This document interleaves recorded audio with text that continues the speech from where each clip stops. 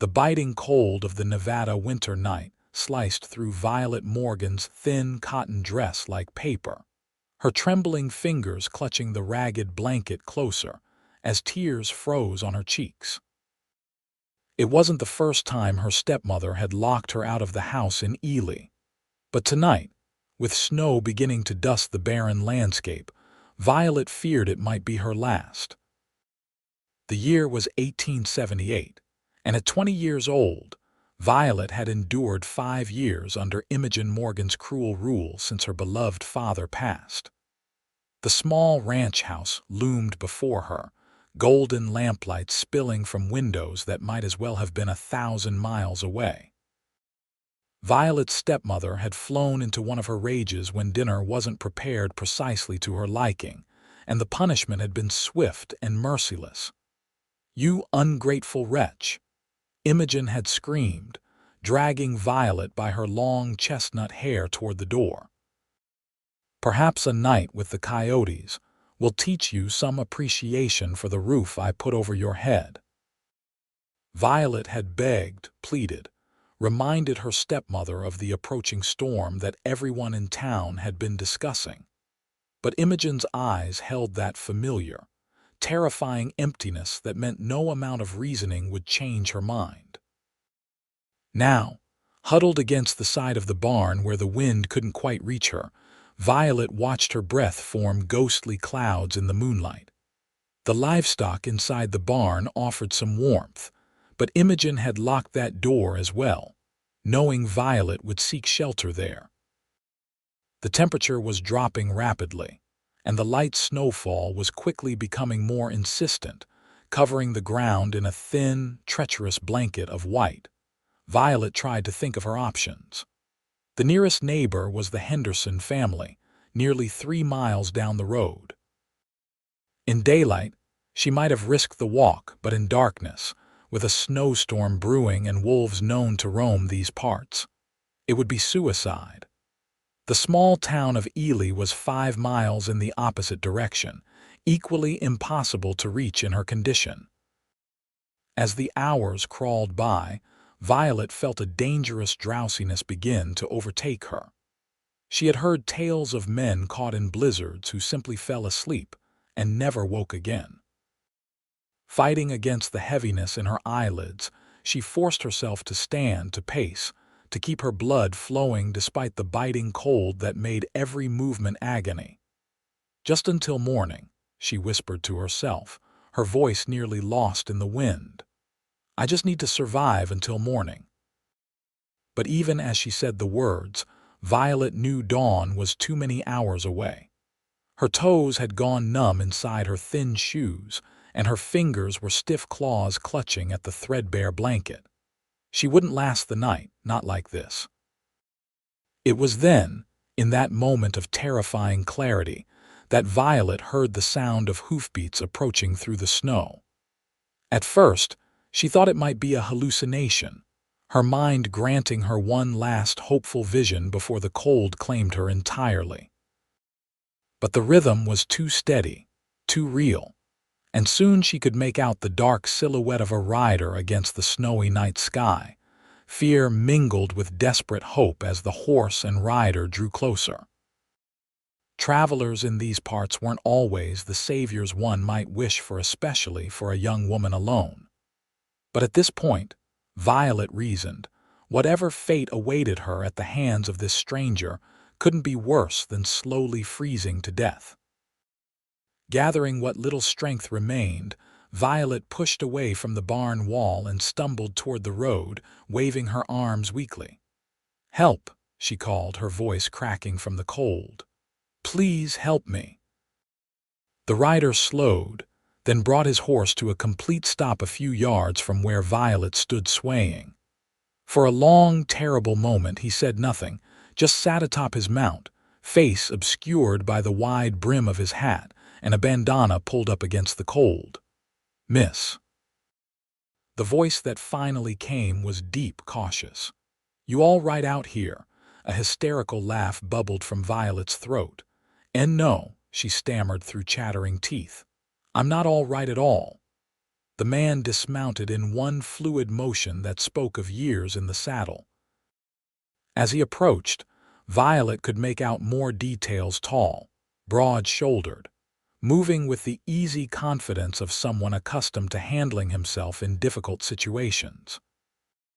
When he came close enough for her to see his face in the dim moonlight, she found herself looking at a man perhaps 5 or 6 years her senior, with eyes so intensely blue they seemed to cut through the darkness. "Xavier Hayes," he said simply, removing his glove to press a warm palm to her ice-cold cheek. Concern immediately darkened his features. "Good Lord, you're half frozen. What in God's name are you doing out here in this weather?" Violet tried to explain, but the words wouldn't form properly.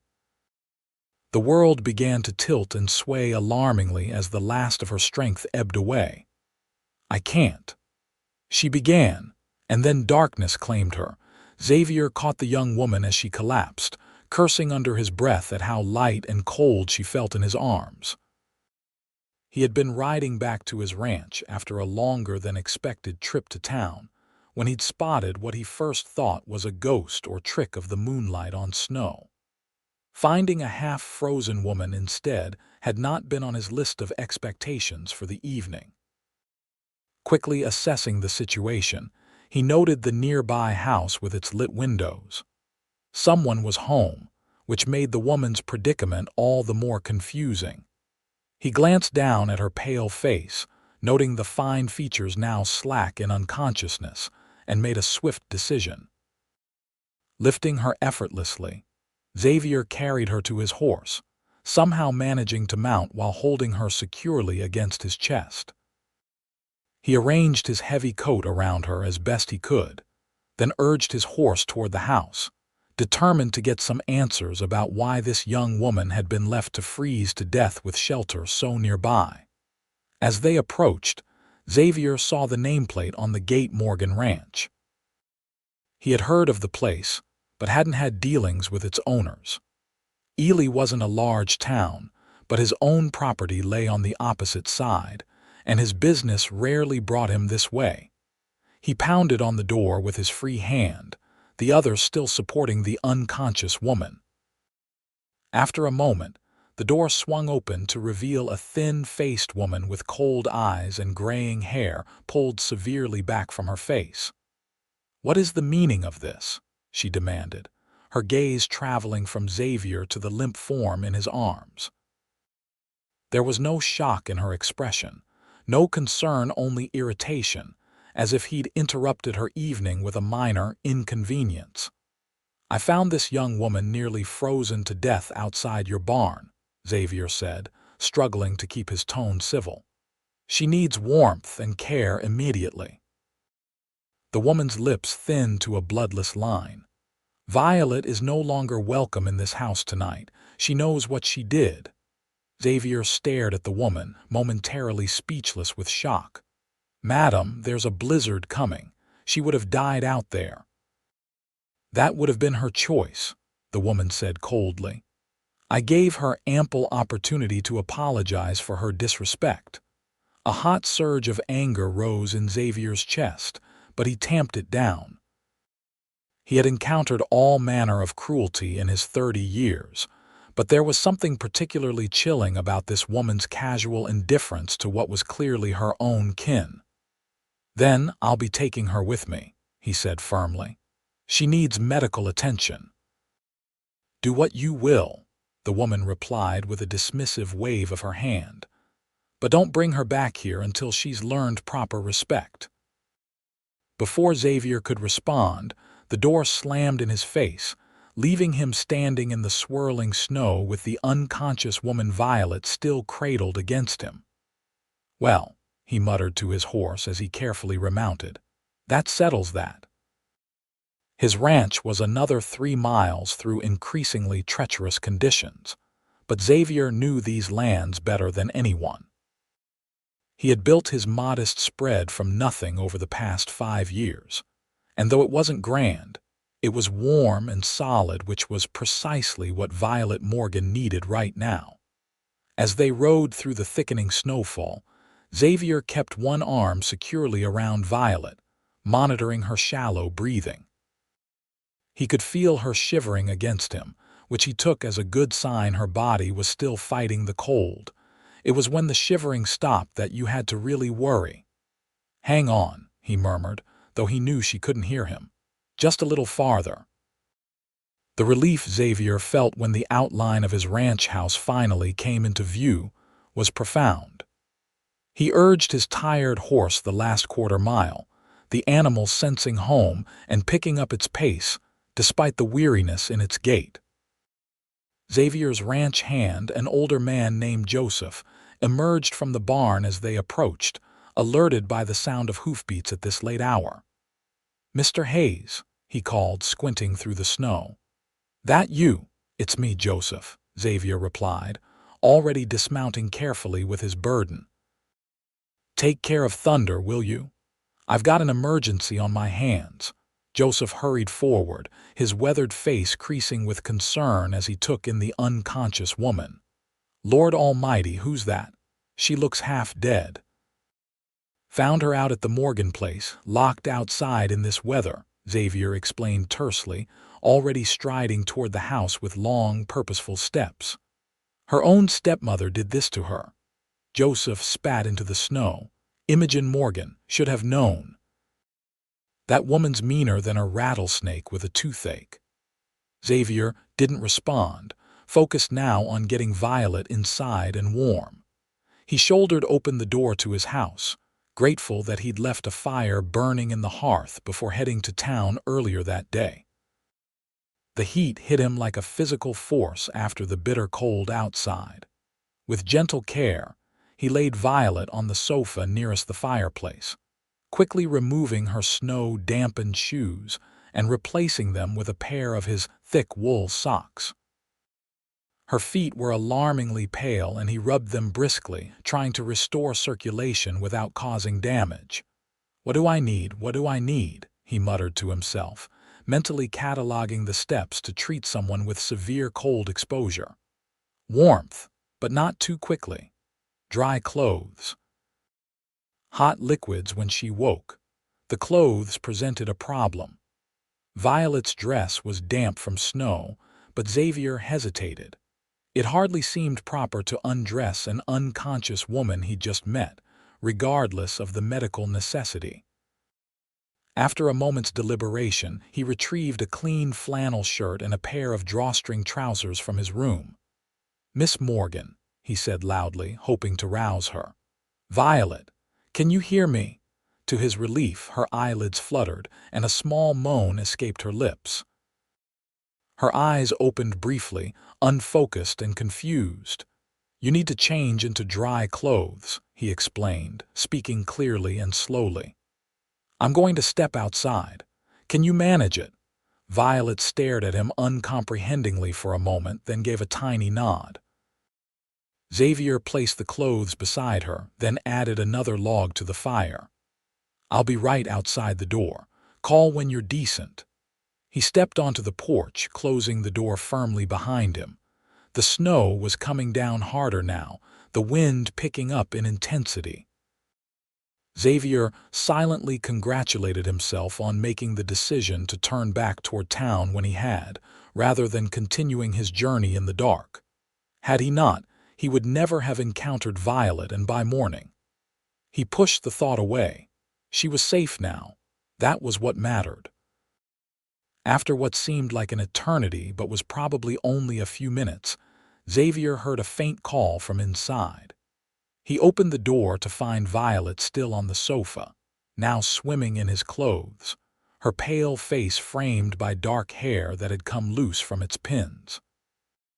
She looked impossibly fragile, yet there was a wariness in her eyes that spoke of someone accustomed to expecting the worst from people. "Thank you," she said, her voice hoarse but stronger than before. "I don't know how to repay your kindness, Mr. Hayes." Xavier moved to stoke the fire, giving her some space. "No need for repayment. Couldn't very well leave you out there to freeze." "Many would have," she replied simply. The stark truth of her statement hung in the air between them. Xavier had indeed known men who would have ridden past, unwilling to involve themselves in what might be considered a family matter. The thought made his jaw clench with anger. "Are you hungry?" he asked, changing the subject. "I've got stew I can heat up." Violet nodded gratefully. "I haven't eaten since breakfast." While the stew warmed on the stove, Xavier prepared a cup of strong, sweet tea, which he handed to Violet. She took it with still trembling hands, wrapping her fingers around the cup as if it were a lifeline. "Your stepmother," Xavier said after a moment, unable to contain his curiosity any longer. "Has she done this before?" Violet's gaze dropped to her tea. "Not in winter," she admitted. "Usually it's just for a few hours to teach me my place, as she puts it, but tonight—" She shook her head. "I think she truly meant for me to die out there." The matter-of-fact way she said it made Xavier's blood run cold. "Why do you stay?" he asked, then immediately regretted the question. It wasn't his business, and he had no right to interrogate her after what she'd been through. But Violet didn't seem offended. She sipped her tea before answering. "It's my father's land, the only thing I have left of him. When he married Imogen 6 years ago, none of us could have predicted how quickly he would fall ill. By the time he died, she had convinced him to change his will, leaving her in control until I turned 25 or marry." A bitter smile touched her lips. "She's made certain neither of those things will happen easily." Xavier brought over a bowl of stew and some bread, setting them on a small table beside the sofa. "Eat," he encouraged. "We can talk more when you've got your strength back." As Violet ate, color gradually returned to her cheeks. Xavier found himself watching her more closely than was probably polite, struck by how someone could maintain such dignity after being treated so cruelly. There was a quiet strength about her that impressed him, though he couldn't have said exactly why. "Where am I to go?" Violet asked suddenly, setting down her empty bowl. "She won't take me back, not yet, and I have nowhere else." Xavier hadn't thought that far ahead, but the answer came to him with surprising ease. "You'll stay here tonight. I have a spare room. In the morning we can figure out next steps." Suspicion flickered across Violet's face. "That's very generous, but I couldn't impose. It's not an imposition," Xavier interrupted firmly. "That storm out there is turning into the blizzard everyone's been predicting. No one's going anywhere for at least a couple of days, I'd wager. And I've got plenty of space." He gestured to the modestly sized but comfortable ranch house. Violet studied him for a long moment, as if trying to determine his intentions. Xavier met her gaze steadily, understanding her caution. A young woman alone with a man she'd just met, it wasn't a situation most would consider proper. "Joseph, my ranch hand, lives in the cabin out back," Xavier added, hoping to reassure her. "And Mrs. Holloway comes by daily to help with cooking and such. You won't be compromising your reputation by staying here." Finally, Violet nodded. "Thank you," she said simply. "I don't know what would have happened if you hadn't come along when you did." Xavier did know, and the knowledge made his chest tight with an emotion he couldn't quite name. "Get some rest," he said gruffly. "I'll show you to the spare room." The room was small but clean, with a narrow bed, a chest of drawers, and a small window currently being pelted by snow. Xavier lit the lamp on the bedside table, then stood awkwardly in the doorway. "If you need anything in the night, just call out. I'm a light sleeper." Violet nodded, exhaustion evident in every line of her body. "Good night, Mr. Hayes, and thank you again." "Xavier," he corrected. "Mr. Hayes was my father." A ghost of a smile touched her lips. "Good night, Xavier." "Good night, Violet." As Xavier closed the door behind him, he was struck by the strange turn his evening had taken. He had ridden out that morning a solitary man, content with his own company and the occasional conversation with his ranch hands. Now he had a guest, a beautiful, mysterious woman with sad eyes and a cruel stepmother. Like something out of a fairy tale, he thought with a wry smile as he readied himself for bed. Except in real life, there were no guaranteed happy endings. Whatever happened next would depend on choices and circumstances, not the wave of a magic wand. Still, as he drifted off to sleep with the storm howling outside his sturdy walls, Xavier couldn't help but feel that something important had shifted in his carefully ordered life. Something that might never shift back. Morning arrived with eerie silence, the kind that only follows a heavy snowfall. Xavier woke at his usual early hour, habit driving him from bed despite the knowledge that ranch work would be minimal with several feet of snow blanketing the property. He dressed quickly in the cold room, built up the fire in the main hearth, and put coffee on to boil before checking on his guest.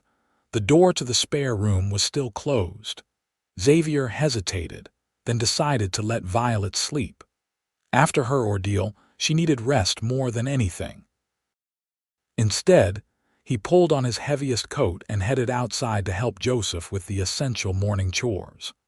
The animals still needed feeding, snow or no snow.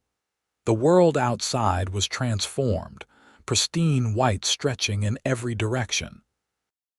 The storm had dumped at least 3 feet of snow overnight, with drifts twice that height against buildings and fences. Xavier trudged through it to the barn, where Joseph was already at work. "Morning," the older man greeted him. "Some storm, eh? Haven't seen one like this in years." "Makes me glad I decided to head back to town yesterday instead of pushing on to the Harris place," Xavier replied, grabbing a pitchfork to help with the hay. "How are the animals all accounted for? That new mare was spooked by the wind something fierce, but she's settled now." Joseph paused in his work, giving Xavier a sidelong glance. "How's your guest faring? Still sleeping, I reckon." Xavier continued pitching hay, avoiding Joseph's curious gaze. "She nearly died out there, Joseph. Her own stepmother." He shook his head, still unable to fully comprehend such cruelty. Joseph spat expressively. "Imogen Morgan's bad news. Everyone in town knows it, but no one does anything about it. Her first husband died under mighty suspicious circumstances too, though nothing was ever proven." This was news to Xavier. "You think she killed him?" "Think? No. Suspect." "Yes," Joseph shrugged. "But it's all water under the bridge now. Question is, what are you planning to do with the stepdaughter?" It was a fair question, and one Xavier had been pondering since waking. "She can stay here until the snow clears, at least. After that." He trailed off, unsure. "After that, she'll need somewhere to go that isn't back to that viper's nest," Joseph finished for him. "Well, Mrs. Holloway will be beside herself with excitement when she arrives." "Always said this place needs a woman's touch." Xavier frowned. "It's temporary, Joseph. Don't go getting ideas." The older man raised his hands in surrender, but there was a knowing twinkle in his eye that Xavier chose to ignore. They finished the chores in companionable silence. Then Xavier headed back to the house, stamping snow from his boots at the door. As he entered, the scent of fresh coffee greeted him, along with the sight of Violet standing at his stove, still wearing his oversized clothes but with her hair neatly braided and pinned. "Good morning," she said, a hint of uncertainty in her voice. "I hope you don't mind." "I found the coffee and thought I'd make myself useful."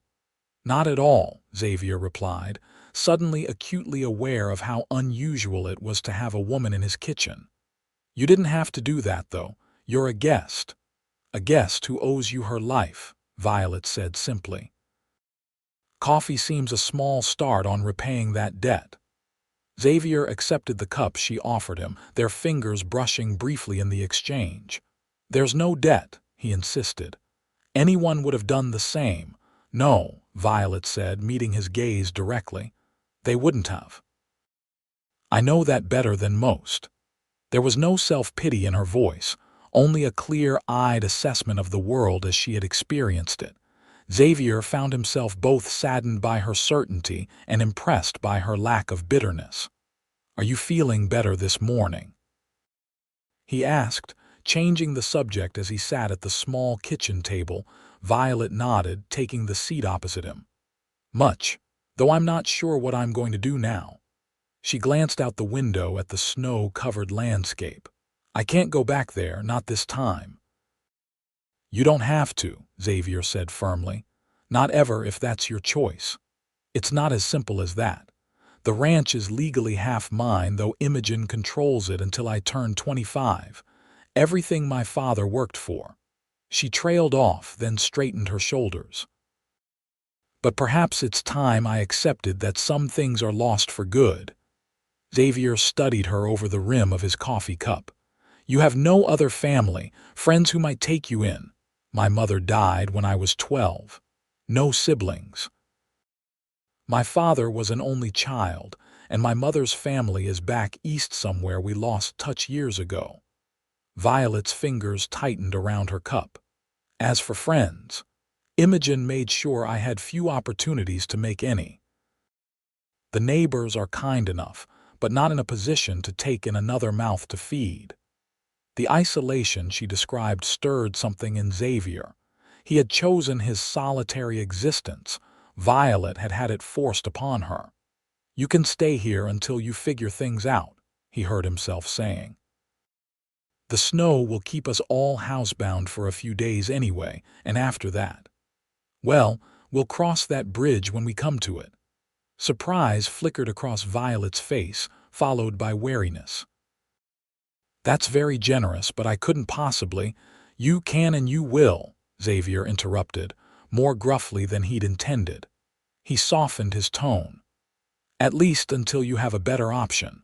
I've got the space, and Mrs. Holloway will be glad for another woman around the place." Before Violet could respond, there was a loud knocking at the door. Xavier rose to answer it, finding Mrs. Holloway herself on his porch, bundled up against the cold, her round face red from exertion. "Mercy, what a walk!" she exclaimed, bustling inside and unwinding her scarf. "Joseph had to clear a path from the road for me. Haven't seen snow like this since '68, I swear." She stopped short at the sight of Violet, her eyes widening with undisguised curiosity. "Well now, who's this, Mrs. Holloway?" "This is Miss Violet Morgan. She'll be staying with us for a time," Xavier explained, helping the older woman with her coat. "Miss Morgan, Mrs. Holloway comes by daily to help with cooking and cleaning." Mrs. Holloway surveyed Violet with keen interest, taking in the oversized men's clothing and the fading bruise on her cheek that Xavier hadn't noticed before. Something unspoken passed between the two women, a kind of understanding that Xavier couldn't quite interpret. "Morgan, is it?" "Imogen Morgan's stepdaughter?" Mrs. Holloway asked, though her tone suggested she already knew the answer. Violet nodded. "Yes, madam." "Well." The housekeeper placed her hands on her ample hips. "I always said that woman would go too far one day. What did she do this time?" Xavier started to intervene, feeling the question might be too personal, but Violet answered calmly. "She locked me out during last night's storm. Mr. Hayes found me and brought me here." Mrs. Holloway's expression darkened. "That's not just cruelty, that's attempted murder, plain and simple." She turned to Xavier. "You planning to report this to Sheriff Jenkins?" The thought hadn't occurred to Xavier, but now that Mrs. Holloway mentioned it, perhaps they should. He looked to Violet, who was shaking her head. "No one would believe me over Imogen," she said softly. "She's too respected in town, too careful about her public face. It would be my word against hers, and—" She gestured to the bruise on her face. "This could have come from anywhere, I have no proof." "The fact that you were outside in a blizzard seems like pretty good evidence," Xavier pointed out. "I could have gone out on my own. Run away. Been caught in the storm by accident," Violet countered. Imogen would spin it that way and people would believe her. They always do. There was such resignation in her voice that Xavier felt a surge of anger on her behalf. But she was right without witnesses. It would be difficult to prove what had happened. "Well, you're safe now. That's the main thing," Mrs. Holloway declared, moving toward the kitchen with purposeful strides. "And in need of proper clothes, I see. I'll bring some things from home tomorrow. My daughter left plenty behind when she moved to California, and you two look to be about the same size." "That's very kind of you," Violet said, genuine gratitude in her voice. Mrs. Holloway waved a dismissive hand. "Nonsense. Just Christian charity. Now, let's see about breakfast. You both look like you could use a hearty meal." As the housekeeper busied herself at the stove, Xavier caught Violet's eye and gave her what he hoped was a reassuring smile. She returned it hesitantly, and for the first time, Xavier saw something besides wariness or resignation in her expression, a tiny spark of hope, fragile but undeniably present. The next few days fell into an unexpected rhythm of domestic tranquility. The snow kept them largely housebound, though Xavier and Joseph ventured out daily to tend to the animals and clear paths between buildings. Mrs.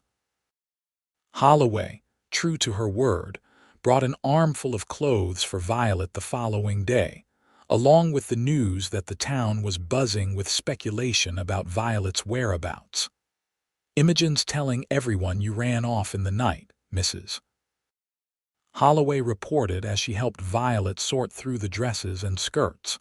"Says she's devastated and worried sick about you." Violet's hand stilled on a blue calico dress. "She's worried someone will discover what she did," she said quietly. "Nothing more." "Well, she's putting on quite a show of concern. Even has Sheriff Jenkins organizing a search party for when the snow clears." Mrs. Holloway snorted derisively. As if that man would recognize the truth if it bit him on the behind. Xavier, who had been pretending not to listen from his seat by the fire, looked up at this. "What will you do when the snow melts?" he asked Violet. "The sheriff will come looking here eventually." Violet smoothed the fabric of the dress in her lap, her expression thoughtful. "I'm not hiding. When the roads are passable again, I'll go into town and make it clear that I left of my own accord. I'm of age. Imogen has no legal right to force me to return." "But the ranch," Xavier began. "I'll find a lawyer," Violet said with newfound determination. "There must be some way to claim what's rightfully mine without having to live under her roof." Mrs. Holloway nodded approvingly. "That's the spirit, dear. And in the meantime, you've got a safe place to stay." She shot a meaningful glance at Xavier, who suddenly became very interested in the book he'd been neglecting. The days passed with surprising ease. Violet, eager to earn her keep, threw herself into helping with household tasks. She proved to be an excellent cook, preparing meals that made Xavier realize how basic his usual fare had been. In the evenings, they would sit by the fire, sometimes reading silently from Xavier's modest library, other times talking late into the night. Xavier learned that Violet had been educated at home by her father, a man with a love of books and ideas who had wanted his daughter to have more than just the rudimentary learning typical for girls in their remote location. She spoke eloquently about literature, philosophy, and history, revealing a mind as sharp as it was curious. In turn, Xavier found himself sharing stories of his own life, his childhood in Ohio, his decision to head west after his parents' deaths, the challenges and satisfactions of building his ranch from nothing. He spoke of things he rarely discussed with anyone, finding in Violet an attentive and understanding listener. "Why Nevada?" she asked one evening as they sat companionably before the fire, the wind howling outside. "Of all the places you could have chosen to settle." Xavier contemplated the question, watching the play of firelight on Violet's face. The bruise on her cheek had faded to a barely noticeable shadow, and in its place was a healthy glow that transformed her features. He had begun to notice, with increasing frequency, just how lovely she was, something he tried his best to ignore. "I came through during the silver rush," he explained. "Not as a miner, I never had the temperament for that kind of gamble. But I saw opportunity in providing what miners needed: food, livestock, transportation. Started with just a wagon and 2 horses, doing supply runs between mining camps. And built all this," Violet said admiringly, gesturing to encompass the ranch. "It's impressive." Xavier shrugged, uncomfortable with the praise. "It's modest compared to some spreads." "But it's yours," Violet pointed out. "You built it yourself without relying on anyone else's goodwill or suffering under another's control. That's a kind of freedom I've only dreamed of." The naked longing in her voice touched something in Xavier. "You'll have that freedom too," he said softly. "I'll help you if you'll let me." Their eyes met across the space between them, and for a moment something electric and unspoken passed between them. Violet was the first to look away, a flush rising to her cheeks. "Thank you," she said simply. "For everything." 4 days after the storm, the snow had melted enough that the road to town was finally passable. Xavier announced at breakfast that he needed to make a supply run and asked Violet if she wanted to accompany him. "I should," she said, though apprehension was clear in her voice. "Better to face things directly than hide away." They set out mid-morning, Xavier driving the wagon with Violet beside him, bundled in one of Mrs. Holloway's daughter's coats and a warm woolen scarf. The winter sun shone weakly overhead, doing little to dispel the chill in the air, but at least the sky was clear and blue. "We don't have to go through with this today," Xavier said as they approached the outskirts of Ely. "We could turn back, give you more time to prepare." Violet shook her head firmly. "No, delaying will only make it harder." She straightened her shoulders, lifted her chin. "Besides, I'm tired of living in fear of her." Xavier admired her courage, though concern still gnawed at him.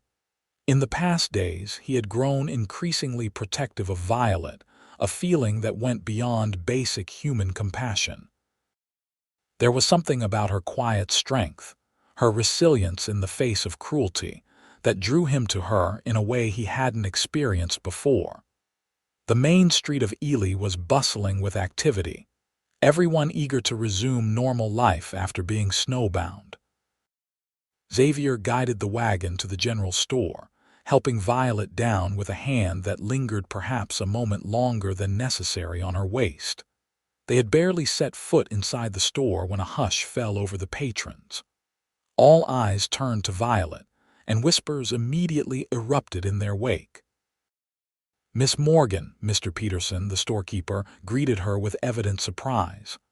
"Well, this is unexpected. Your stepmother has been beside herself with worry." "Has she?" Violet replied, her voice neutral but her spine stiffening. "How concerned of her?"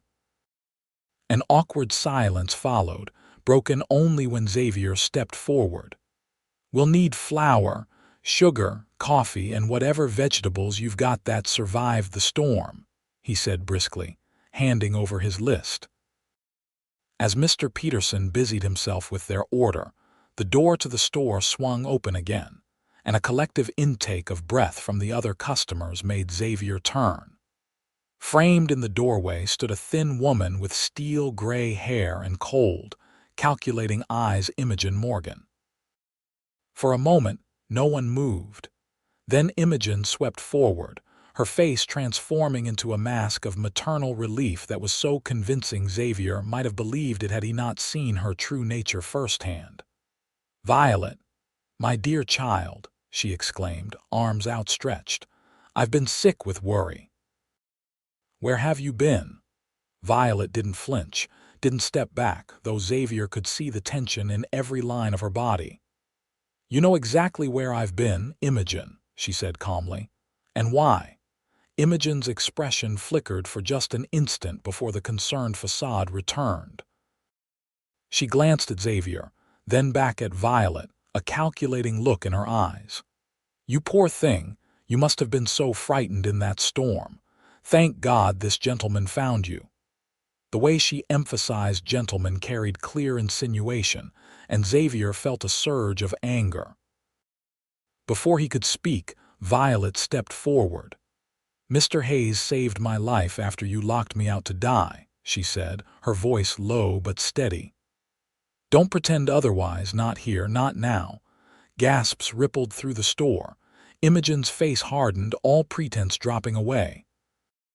You ungrateful little liar, she hissed. After everything I've done for you, enough. Xavier's voice cut through the tension like a knife. Miss Morgan has been through an ordeal no one should experience, least of all at the hands of family. She will not be returning to your home. Imogen's eyes narrowed dangerously. She has nowhere else to go unless. A malicious smile curved her thin lips. Unless she's found alternative arrangements, how convenient for you both. The implication was clear, and Xavier felt Violet stiffen beside him. Before either of them could respond, another voice joined the conversation. That's quite enough, Imogen. Sheriff Jenkins had entered the store unnoticed during the confrontation. He was a stocky man with a graying mustache and tired eyes that had seen too much of human nature's darker side. I'd like a word with Miss Morgan, privately. Xavier moved protectively closer to Violet. Whatever you have to say to her can be said in front of me. The sheriff assessed him thoughtfully, then nodded. Fair enough. Outside, if you please. On the wooden sidewalk outside the store, Sheriff Jenkins removed his hat, turning it in his hands as he addressed Violet. Mrs. Morgan reported you missing after the storm. Said you'd run off. Now I'm hearing talk of her locking you out. His gaze flicked to the fading bruise on Violet's cheek. That true? Violet nodded, recounting the events of that night in a calm, measured voice. The sheriff listened without interruption, his expression growing increasingly grim. Not the first time she's mistreated you, I take it, he said when she finished. No, sir. Jenkins sighed heavily. I suspected as much. There've been whispers. Nothing I could act on without someone willing to speak up. He glanced at the store where Imogen could be seen through the window watching them. Problem is, without witnesses, it's your word against hers. I know, Violet said resignedly. But, the sheriff continued, if you're of legal age, she has no right to force you to return home. That much I can enforce, regardless of who's telling the truth about what happened. Relief washed over Violet's face. Thank you, Sheriff. Jenkins replaced his hat. Don't thank me yet. She still controls your inheritance, if I understand correctly. And a woman scorned can be mighty vindictive, especially one like Imogen Morgan. He looked directly at Xavier. You offering Miss Morgan sanctuary at your place, Hayes? Xavier nodded firmly. For as long as she needs it. The sheriff's expression was unreadable. That's going to set tongues wagging, you realize. Unmarried woman staying with an unmarried man, regardless of the circumstances. Xavier hadn't considered the potential damage to Violet's reputation, and from her suddenly stricken expression, neither had she. Mrs. Holloway is there daily, Xavier said. And Joseph. It's not. I know what it's not, Jenkins interrupted. But this town runs on gossip like a steam engine runs on coal, and Imogen Morgan knows exactly how to stoke those fires. He sighed again. Just be prepared, both of you. This won't be simple. As if to prove his point, Imogen chose that moment to emerge from the store, her face a perfect picture of righteous indignation. Sheriff, I insist you do something, she declared loudly, ensuring everyone on the street could hear. That man has clearly taken advantage of my stepdaughter's vulnerable state to lure her away from her family. Jenkins held up a hand. Miss Morgan is of legal age and free to reside wherever she chooses. But her reputation, Imogen protested, her voice rising dramatically. What decent man will have her after she's lived under another man's roof unchaperoned? She'll be ruined. A small crowd had begun to gather, drawn by the spectacle. Xavier could see the damage being done with every word, every whisper. Beside him, Violet had gone pale, her earlier courage faltering in the face of this new attack. Without fully thinking through his actions, Xavier stepped forward, taking Violet's hand in his. "There's no impropriety," he said clearly, addressing both Imogen and the onlookers. "Miss Morgan is under my protection as my fiancée." The words hung in the air, shocking everyone into silence, none more so than Violet herself, who stared at Xavier with wide, disbelieving eyes. Recovering quickly, Xavier continued, squeezing Violet's hand in what he hoped was a reassuring manner. "We had intended to announce our engagement properly, but circumstances have forced our hand." Imogen's face contorted with fury. "You expect anyone to believe this convenient fiction? You barely know each other." "On the contrary," Xavier replied coolly. "Miss Morgan and I have been acquainted for some time. Her father and I had business dealings before his passing." It was a bold lie, but one that couldn't easily be disproven, given that most of Violet's father's associates were either dead or had moved on during the volatile boom and bust cycles of the mining industry. Imogen opened her mouth to argue further, but Sheriff Jenkins intervened. "Seems to me this matter is settled then. Congratulations to you both." He tipped his hat to Violet, then fixed Imogen with a stern look. "Mrs. Morgan, I suggest you return home. There's nothing more to be done here." For a moment, it seemed Imogen might defy him, but something in the sheriff's expression must have given her pause. With a final venomous glare at Violet and Xavier, she turned and stalked away, her rigid posture broadcasting her fury to anyone watching. As the crowd dispersed, murmuring excitedly about this new development, Xavier became acutely aware that he was still holding Violet's hand.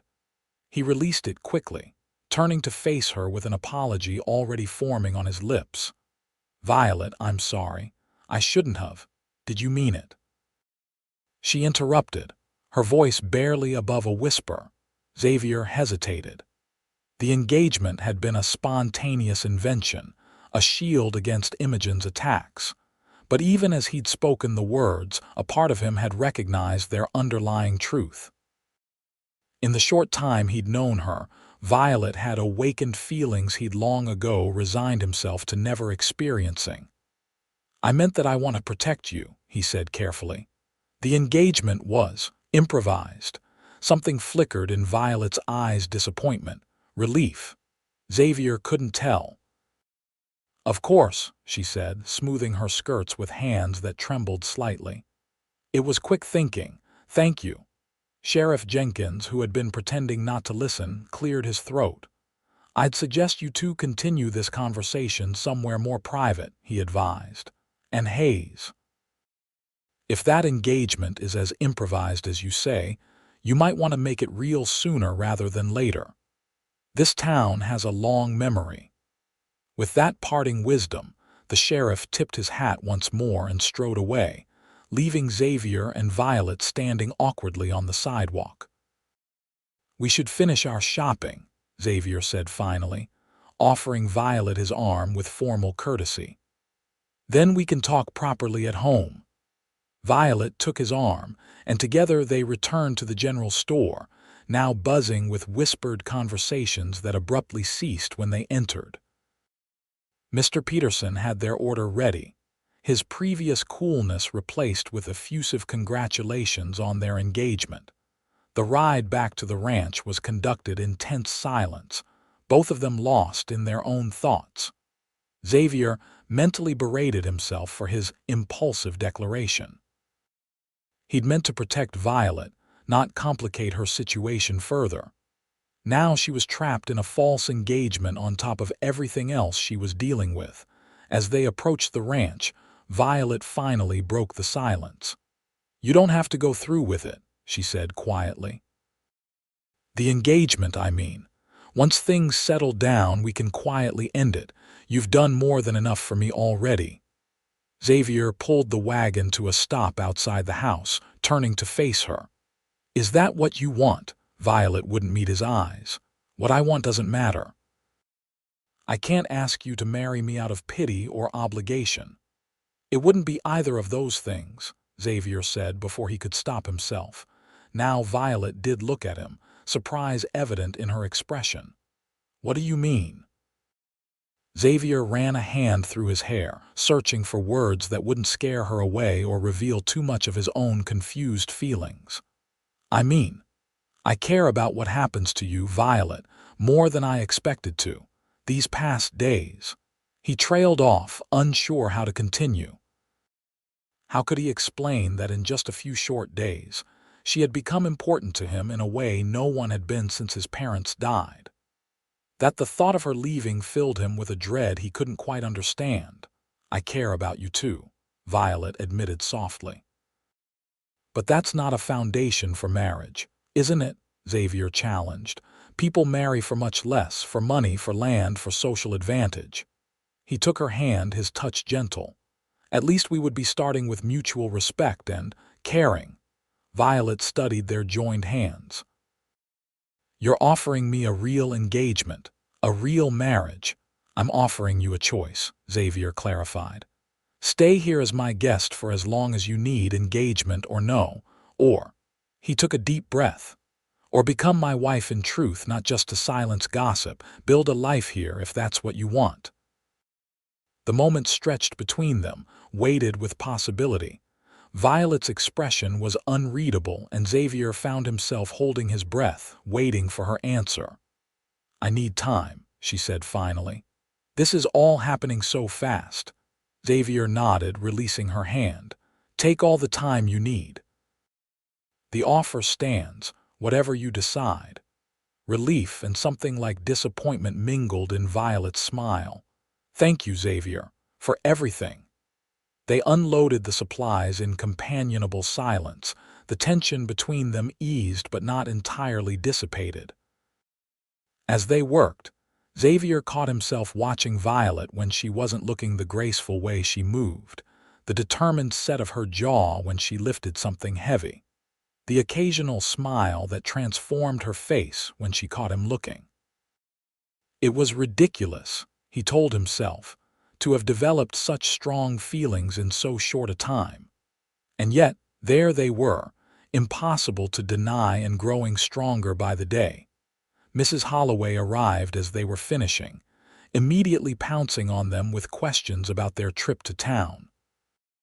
When Xavier reluctantly explained about the false engagement, her reaction was not what he expected. "False, is it?" she said with a knowing smile. "Well, we'll see about that. In the meantime, this calls for a special dinner. Can't have a newly engaged couple eating ordinary fare." Despite Violet's protests that the engagement wasn't real, Mrs. Holloway bustled about the kitchen with determined cheerfulness, humming wedding songs and dropping hints about suitable dates for a ceremony. Xavier caught Violet's eye over the housekeeper's head and gave an apologetic shrug, which Violet answered with a small smile that did strange things to his heartbeat. That evening, after a sumptuous meal that had indeed been worthy of a celebration, Xavier found himself alone with Violet once again. Mrs. Holloway had departed with a wink and a comment about leaving the lovebirds to their nesting, which had brought a becoming blush to Violet's cheeks. Now they sat before the fire, Violet mending one of the dresses Mrs. Holloway had brought her, Xavier pretending to read while actually watching the firelight play on her bent head. "She means well," Violet said suddenly, not looking up from her work. "Who?" "Mrs. Holloway," Violet nodded. "She wants to see us happy. It's sweet, really." But misguided, Xavier added, testing the waters, Violet's hands stilled on her sewing. Is it? She asked, her voice so soft he almost didn't hear her. Xavier set his book aside, leaning forward in his chair. Violet, look at me. Slowly, she raised her eyes to his, vulnerability and something else, hope, perhaps evident in their depths. I meant what I said earlier, Xavier told her. I'm offering you a real marriage if that's what you want, not out of pity, not out of obligation, but because I've come to care for you deeply and genuinely. In just a few days, Violet questioned, though there was no skepticism in her tone, only wonder. Sometimes a few days is all it takes, Xavier replied simply. I've lived 30 years making careful, measured decisions. This doesn't feel like one of those. It feels right in a way I can't explain. Violet set her sewing aside, her movements deliberate. I've spent my entire life at the mercy of others' decisions, she said slowly. My father's choice to remarry, Imogen's choice to mistreat me. Even you choosing to rescue me that night. She met his gaze directly. I want to make my own choice this time. And what is your choice? Xavier asked, hardly daring to breathe. I choose to trust this feeling between us, Violet said, a new confidence in her voice. I choose to believe that something that began in crisis can grow into something beautiful. I choose you, Xavier Hayes, if you'll have me. Xavier crossed the space between them in 2 strides, kneeling before her chair and taking her hands in his. I'll have you, Violet Morgan, and count myself the luckiest man in Nevada. The kiss that followed was tentative at first, a gentle exploration of newfound territory. Then Violet's arms wound around his neck, and the kiss deepened into something more passionate, more certain a promise of things to come. When they finally broke apart, both breathless, Xavier pressed his forehead against hers. We should do this properly. A real courtship, a real engagement. Violet laughed softly. We've already announced our engagement to the entire town. I think we've rather skipped ahead. Then we'll work backwards, Xavier decided. I'll court you while we're engaged, and by the time we marry, we'll know each other as well as any couple should. How long a courtship did you have in mind? Violet asked, a teasing note entering her voice. Xavier pretended to consider. Well, traditionally, a year would be a year, Violet exclaimed in mock outrage, with the whole town watching our every move, waiting for a scandal. I think not, Mr. Hayes. 6 months, Xavier suggested, his hand settling at her waist. Violet shook her head. 1 month, to be sure of our feelings, to make proper arrangements, but not so long that Imogen has time to cause more trouble. The mention of Imogen sobered them both. Xavier nodded grimly. She won't give up easily. The land, your inheritance. I don't care about any of that anymore, Violet said firmly. Let her keep it all if it means I'm free of her. No, Xavier said, surprising himself with his vehemence. It's your birthright. We'll fight for it together. The gratitude in Violet's eyes was all the reward he needed. She leaned in to kiss him again, a briefer touch this time but no less meaningful. 1 month, she agreed softly, and then I'll be Violet Hayes. The name sounded right, felt right in a way Xavier hadn't anticipated. He pulled her close, marveling at how perfectly she fit in his arms, as if she'd been made to be there all along. Outside, night had fallen completely, the stars emerging one by one in the clear winter sky. Inside, before the crackling fire, 2 people who had been strangers a week ago embraced the future they had unexpectedly found together, a future neither had been looking for, but both now couldn't imagine living without. The following weeks passed in a whirlwind of preparations and growing closeness. True to his word, Xavier courted Violet properly, despite their already announced engagement.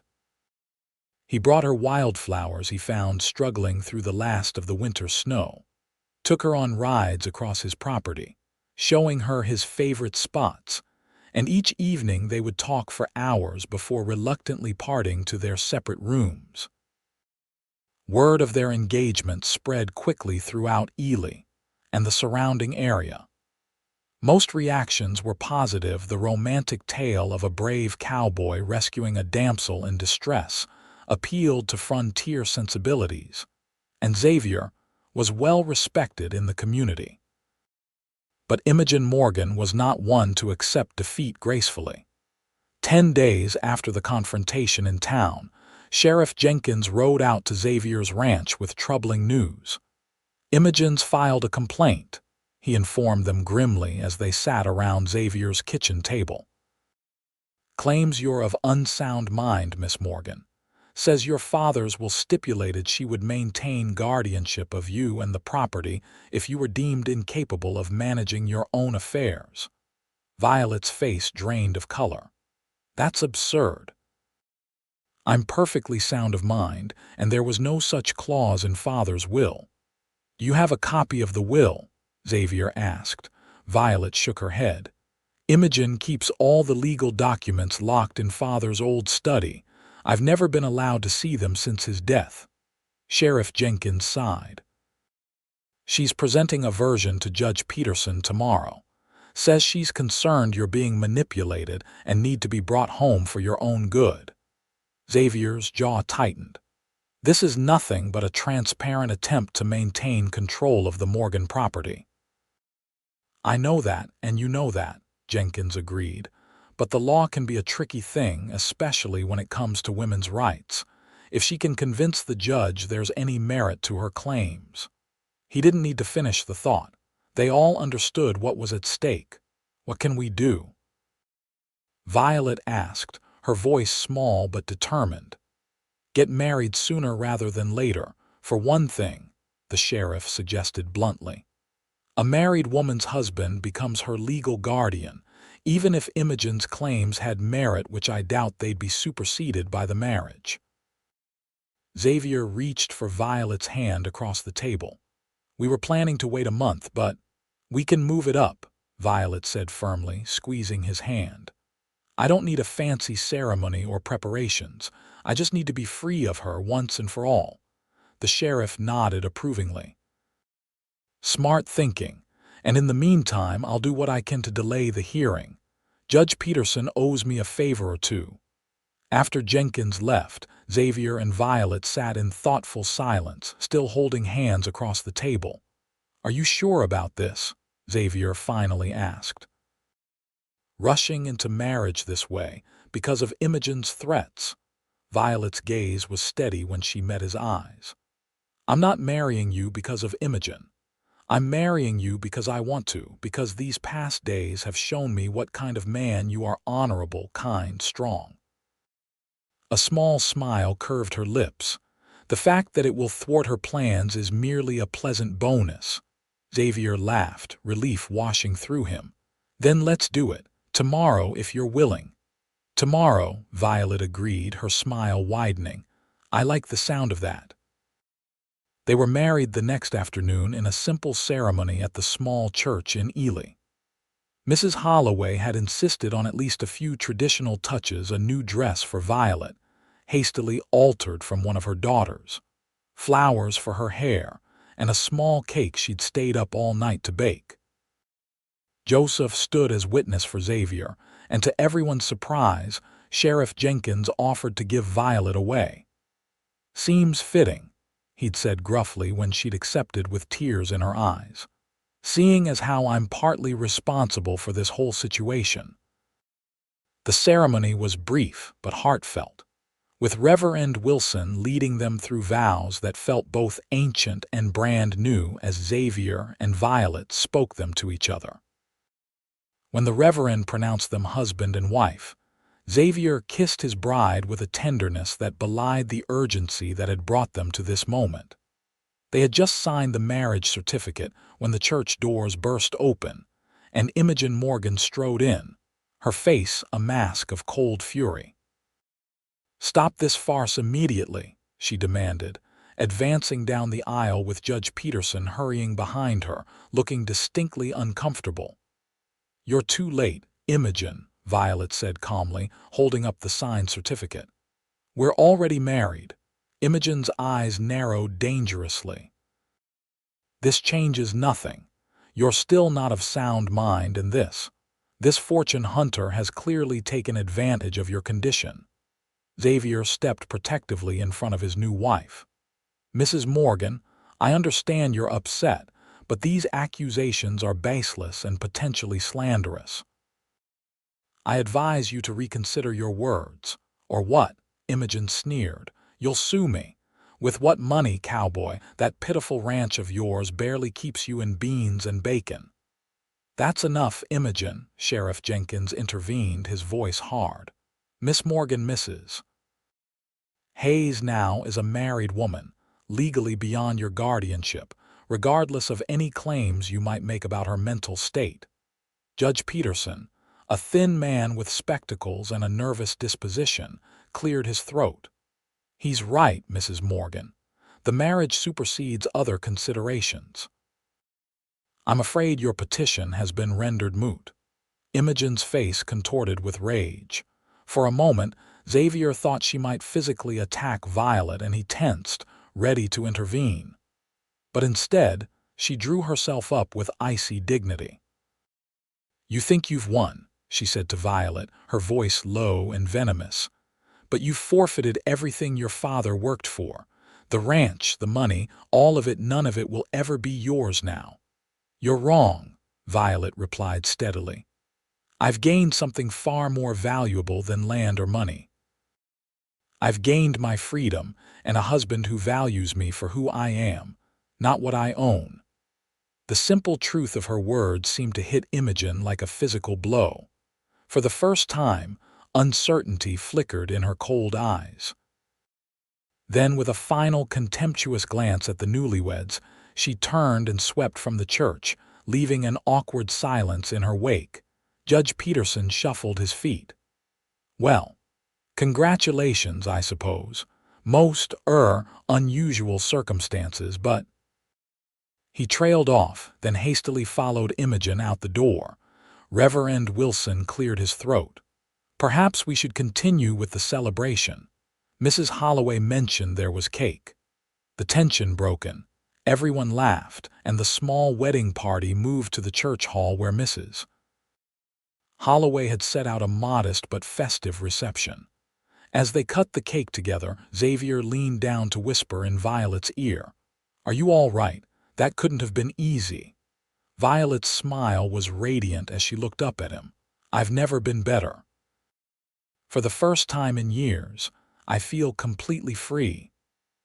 Xavier kissed her temple, overwhelmed by the surge of protective love he felt for this remarkable woman who was now his wife.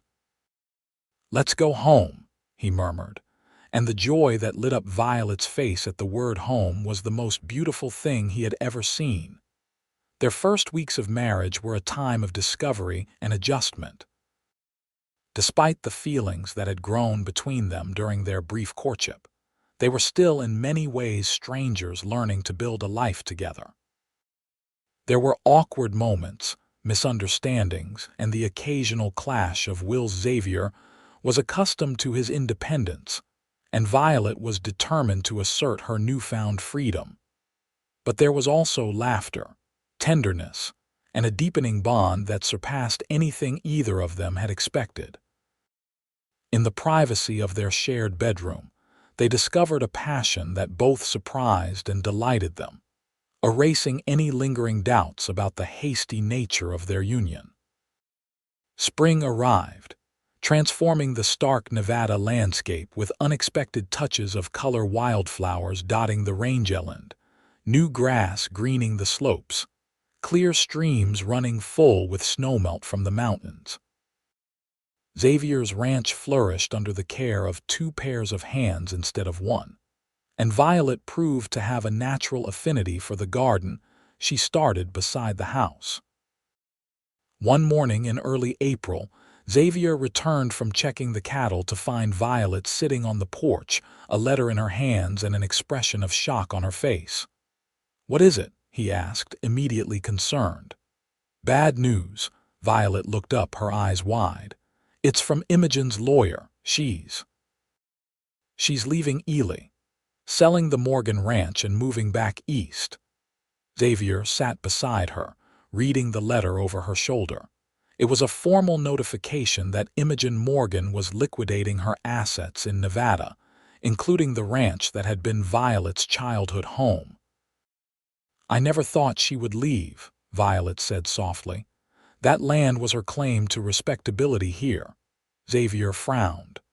"Does this mean you'll finally get your inheritance?" Violet shook her head. "The letter doesn't mention that. But it does say she's instructed her lawyer to forward any personal effects of my father's that remain at the property." She traced the words with her finger. "It's strange, almost like an olive branch in her own cold way. Or a final twist of the knife," Xavier pointed out. "Reminding you of what you've lost." "Perhaps," Violet agreed, "but it doesn't feel like a loss anymore." She leaned against him, her head fitting perfectly in the crook of his shoulder. "This is my home now, with you." Xavier wrapped an arm around her, pulling her close. "Always," he promised. 2 weeks later, a wagon arrived at their ranch laden with crates and trunks far more than they had expected. Imogen's lawyer, a serious young man named Clark, supervised the unloading. Mrs. Morgan departed for Boston yesterday, he informed them as the last crate was carried into the house. She left explicit instructions about these items, said they rightfully belong to Mrs. Hayes now. He seemed to have trouble using Violet's married name, having known her for years as Miss Morgan. "That's surprisingly generous of her," Xavier remarked, not bothering to hide his skepticism. Clark adjusted his spectacles uncomfortably. "There's one more thing." He reached into his breast pocket and withdrew a thick envelope. "Mrs. Morgan asked me to give you this privately, Mrs. Hayes. She was most insistent that it be delivered directly to you and no one else." Violet accepted the envelope with visible trepidation. "Thank you, Mr. Clark." After the lawyer and wagon had departed, Violet sat at the kitchen table, staring at the unopened envelope as if it might contain a viper. "You don't have to open it," Xavier said gently. "Whatever it is, whatever she has to say, it can't hurt you any more." Violet nodded, then squared her shoulders. "No, I need to know. Whatever it is, we'll face it together." She broke the seal and withdrew several folded documents. As she read, her expression transformed from apprehension to disbelief. "Xavier," she whispered, "it's my father's will, the real one." She spread the papers on the table, hands trembling.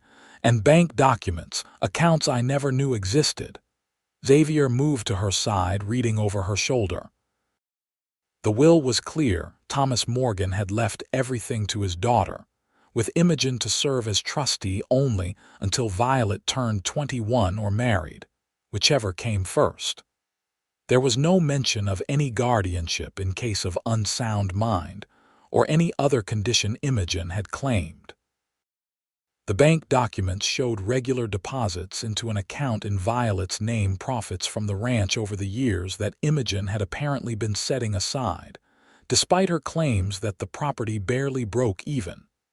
"She lied," Violet said, her voice hollow with shock. "All this time she lied about everything. The ranch was mine. The money was mine." Why would she reveal the truth now? Xavier wondered, equally stunned. Violet unfolded the final paper, a letter in Imogen's precise handwriting. She read it aloud. "Violet, by the time you receive this, I will be far from Nevada. I do not expect forgiveness, nor do I particularly deserve it. The truth is simple. I married your father for security, not love, and resented the devotion he showed to you over me. When he died, I saw an opportunity to take what I believed should have been mine all along. I kept the truth from you because I could, because it gave me power, because I was bitter and angry at a world that had never given me the life I felt I deserved. These are explanations, not excuses. Your marriage has forced my hand legally, but the truth is, I have grown weary of the charade. Nevada holds nothing for me now but bad memories and the constant reminder of my own failures. The enclosed documents will give you what is rightfully yours. The ranch has been sold, but the proceeds are being transferred to your account. Your father's personal effects are in the crates. I kept nothing that was his. Do not look for deeper meaning in this gesture. I am not seeking redemption or forgiveness. I am merely, at long last, doing what should have been done years ago. Imogen's silence fell as Violet finished reading. Xavier watched emotions chase across her face: shock, anger, confusion, and finally, something like peace. "She's a strange, twisted woman," Violet said at last. "Even her attempt to make amends comes wrapped in bitterness." Xavier placed a hand over hers. "What will you do with the money?" Violet looked up at him, and to his surprise she was smiling. "We'll use it to build our future, of course. Expand the ranch, maybe. Or," she hesitated, "or perhaps we could buy back my father's land. Not to live there, but to honor his memory. To make it something good again." The idea took hold, and over the following months, Xavier and Violet did indeed repurchase the Morgan Ranch from its new owners, who had found Nevada ranching more challenging than they'd anticipated. They didn't move back. Xavier's more modest spread had become home to both of them, but they hired a capable foreman to run the Morgan property as part of their growing operations. By the time winter returned to Ely, the Hayes Ranch had nearly doubled in size and prosperity. The small house had been expanded to accommodate the family they hoped to have one day, and Violet's garden had grown to include vegetables and herbs that supplied not only their table but also brought in a tidy sum at the town market. On the anniversary of the night Xavier had found Violet shivering outside her stepmother's house, they sat before their fire, Violet nestled against her husband's chest as snow fell softly outside their windows. "You ever think about how differently things might have turned out?" Violet asked, watching the flames dance. "If you hadn't decided to turn back that night, if you'd taken a different road?" Xavier tightened his arms around her, pressing a kiss to her temple. "I try not to dwell on what might have been, but I do thank God every day that I found you when I did." Violet turned in his embrace, her eyes reflecting the firelight and something deeper, a love that had grown from desperate gratitude to profound partnership over the course of a year. "I have something to tell you," she said, taking his hand and placing it gently over her stomach. "Something that makes this anniversary even more special." Xavier's eyes widened as understanding dawned. "Violet, are you saying?" She nodded, her smile radiant. "In about 7 months, we'll be welcoming a new Hayes to the ranch." Joy like Xavier had never known surged through him. He gathered Violet close, mindful now of the precious new life she carried, and kissed her with all the love in his heart. Outside, the snow continued to fall, blanketing the world in pristine white much as it had on that fateful night. But inside, warmth and love kept the cold at bay, just as they always would, a family forged in adversity, strengthened by choice, and bound together by a love that had begun with a simple act of kindness on a freezing winter night. As they planned for their child's arrival and the future stretching before them, both Xavier and Violet knew that whatever challenges life might bring, they would face them together. The cowboy and the woman he'd once found shivering in the cold, now building a life of warmth and love that neither had dared to imagine possible.